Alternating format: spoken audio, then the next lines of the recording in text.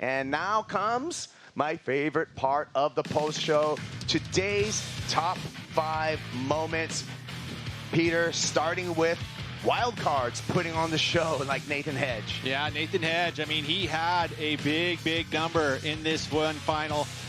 Didn't get the second backup, and unfortunately going down. But what a performance over the years. 43 years old. He put it together from day one all the way to the end, and it's been fun to watch. On the women's side, Laura, Vahine Fierro, dangerous wildcard. Oh, so dangerous. We saw clips and videos of her and seeing what she's been able to do here at home over the years. And, you know, she had the crowd behind her. She just went out in a wave-starved heat today. But this was the man who made it all the way to the final. Kelly Vaast, a dangerous wild card in the way, Peter, all the way from the trials to a runner-up finish here. Yeah, number 5. That was all the wild cards. That was the element. They are a big element here at Tahiti, and they will always be because this wave is so special. Number 4, there's a perfect 10 for Maddie McGillivray, Pete. Maddie McGillivray surprised us all. We should always understand that he's going to surprise us. He's going to showcase that he can do it all, and I love that about Matthew McGillivray. I hope he can stay on tour for years to come.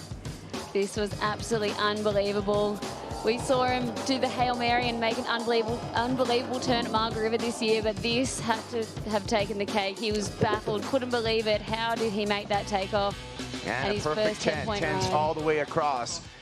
Number 3, final 5 clinch moments. Tatiana Weston-Webb, she survived the women's elimination round to clinch her way into the final 5. Well, and there was a lot of moments that we had to think about for clinching final 5. And all of them were sketchy, big time. Steph Gilmore, she did it in the women's opening round, clinching her spot. Brisa Hennessy, women's quarterfinals. This was a clutch one for Brisa.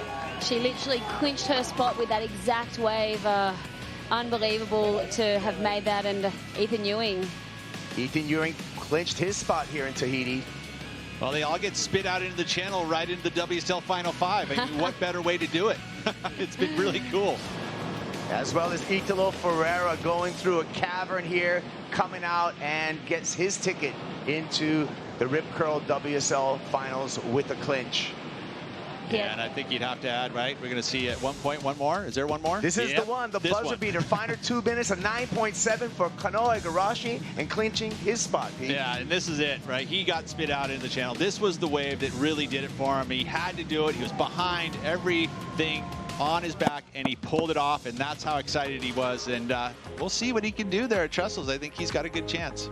Well, number 2 for us, our winner, our champ of the 2022 Tahiti Pro, Courtney Conlogue, Laura. First time back in 16 years for the women, and Courtney Conlogue puts her name on top of the list of hard-charging women that we've seen in the past. So it's absolutely incredible to see Courtney. We had her picked as one of the favorites. We've seen what she can do in heavy water before, and her technique, her barrel riding, everything that she did this week was just absolutely amazing. Number 1, a victory in the outer known Tahiti Pro for Miguel Pupo, Peter. What a sweet taste of victory. Yeah, 10 years in the making. And, you know, a decade of all the trials and tribulations all comes to this crescendo here. And what a place to win in Tahiti at Teahupo'o. What a win. I love it.